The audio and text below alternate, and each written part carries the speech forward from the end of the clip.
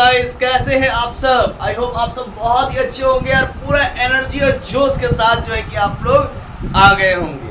तो प्यारे बच्चों, आज जो हम लोग स्टार्ट करने जा रहे हैं some basic concepts of chemistry, class 11 की ये जो है कि पहला चैप्टर आप सभी के साथ मैं साझा करने जा रहा हूं। और साथ ही मैं आपको बता दूं, यदि आप ड्रीम रखते हैं, ख्वाब रखते हैं नीट क्लियर करने का, नीट फोड़ने का, है ना, NEET नीट फोड़ने का अगर आप ख्वाब रखते हैं तो आप सबसे सही प्लेटफॉर्म पर आए हुए हैं, जहां पर ना केवल मैं आपको सिर्फ कॉन्सेप्ट्स बताऊंगा बल्कि नीट प्रीवियस ईयर के रिगार्डिंग क्वेश्चंस भी सॉल्व करवाऊंगा। ठीक है ना।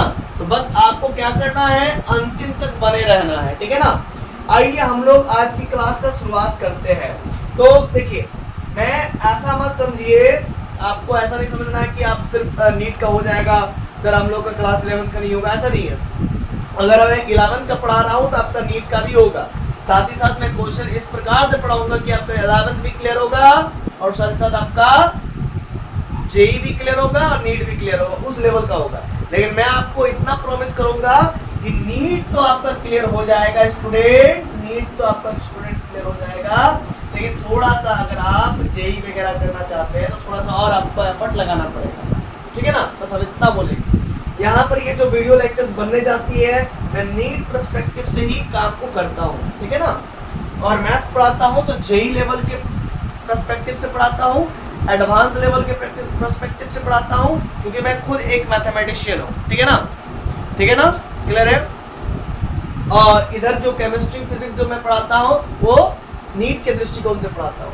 देखिए ध्यान दीजिएगा, some basic concepts of chemistry में सबसे पहले हम लोग पढ़ेंगे मोल्स। और भी बहुत सारे टर्म्स आते होंगे कि एटम क्या है, फिर इसके बाद आपका जो कि सब्सटेंस क्या है, कंपाउंड क्या है, ये वगैरह वगैरह। तो ये सब आई होप आप लोग क्लास 9 10 में पढ़ के आए होंगे। मैं ये चीज मान के चल रहा हूँ, क्योंकि मैं अगर मैं नीट कॉम्पिटिटिव लेवल का पढ़ा रहा हूँ तो कहीं ना कहीं मैं कुछ चीज़ों को, बेसिक चीज़ों को स्किप करूँगा। ठीक है ना। तो वो सब आपको मालूम होना चाहिए, लेकिन इतना नहीं स्किप करूँगा कि आपको ये चीज़ें समझना आए।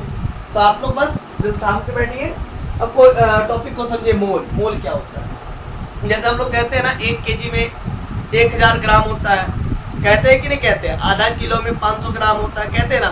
तो ये क्यों होता है। अब चलिए मान के चलिए, मैं अगर बोलूँगा 1 किलोमीटर में कितना मीटर होता है, तो 1000 मीटर होता है। तो क्यों होता है, तो ये एक यूनिट्स है, मेजरमेंट का टेक्निक है। तो उसी प्रकार से मोल का क्यों आविष्कार हुआ। तो जैसे अगर मान के चलिए केमिस्ट्री में पार्टिकल्स की बात करें, दुकान में अगर मान लीजिए खरीदने जाना होता था, साइंटिस्ट लोगों को कुछ पार्टिकल्स खरीदने जाना होता था, तो सामने वाला समझता नहीं था। इसीलिए एक नया पद्धति लाया गया केमिकल पार्टिकल्स को मेजर करने के लिए, इसको कहते हैं मोल क्या होता है। तो एक मोल में 6.023 × 10⁻23 पार्टिकल होते हैं। ठीक है ना, ये होते हैं। जैसे क्या मैंने बोला, 1 मोल इक्वल्स टू कितने पार्टिकल्स होते हैं, 6.023 × 10⁻23 पार्टिकल्स होते हैं। ठीक है, इसको आपको मेमोराइज करके रखना है। जैसे कि 1 डजन में 12 केला होता है, तो क्यों होता है भाई, नापने जोखने का एक सहूलियत के लिए हम लोग चीजों को डिस्कवर किया। ठीक उसी प्रकार से केमिकल एंटिटीज को मेजर करने के लिए, केमिकल पार्टिकल्स को मेजर करने के लिए मोल का आविष्कार हुआ। इसका मतलब 1 मोल बराबर 6.023 × 10⁻23 पार्टिकल्स हो सकते हैं, आयंस हो सकते हैं, मॉलिक्यूल्स हो सकते हैं, इलेक्ट्रॉन्स हो सकते हैं, पॉजिट्रॉन्स हो सकते हैं। ठीक है ना, जितने भी केमिकल पार्टिकल्स हैं उसको मोल में हम लोग क्या करते हैं, मेजर करते हैं। तो a mole is the amount of substance that contains 6.023 × 10⁻23 particles. It is the unit of amount of substance or mass. ये किसी भी सब्सटेंस का अमाउंट हो सकता है या मास हो सकता है। अब देखिएगा, ए मोल इन टर्म्स ऑफ, अगर मैं मोल को कहना चाहूंगा तो मोल इन टर्म्स ऑफ नंबर्स में अगर कहना चाहूंगा तो 6.023 × 10⁻23 पार्टिकल्स को रिप्रेजेंट करता है। इसी को कहते हैं 1 मोल। ठीक है ना। आप ध्यान दीजिएगा, 1 मोल में कितने पार्टिकल्स, 6.023 × 10⁻23 पार्टिकल्स होते हैं। सर क्यों होते हैं, अरे मान लिया गया है भाई, मान लिया गया है। ठीक है ना। जैसे 1 डजन में 12 केला, तो उसी प्रकार से 1 मोल जब भी बोले तो आप समझिएगा 6.023 × 10⁻23 पार्टिकल्स। इसी को अवोगाद्रोस नंबर भी कहते हैं। तो सिंस 6.023 into 10⁻23 पार्टिकल्स को अवोगाड्रोस नंबर भी कहता है, कहते हैं। इसको हम लोग कैपिटल एन से रिप्रेजेंट करते हैं। बहुत कोई एन लिख करके नीचे स्मॉल ए कैपिटल ए लगाते हैं छोटा करके। तो जैसा जिसका सोच।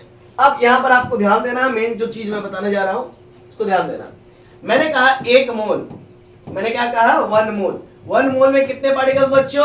तो n पार्टिकल्स। n पार्टिकल्स बोले तो सर 6.023 into 10⁻23 पार्टिकल्स। अब 2 मोल में तब कितने पार्टिकल्स होंगे? 2 मोल में सिंपल 2n पार्टिकल्स होंगे। 3 मोल में कितने पार्टिकल्स होंगे? 3 मोल में 3n पार्टिकल्स होंगे, 3n पार्टिकल्स। अगर कोई कहे कि हाफ मोल में कितने पार्टिकल्स होंगे, तो सिंपल 1/2 n पार्टिकल्स, ठीक है ना, 2n particles, simple 1/2 n particles. Clear है कॉन्सेप्ट? तो वही सब चीज यहां पर लिखा हुआ है, ठीक है।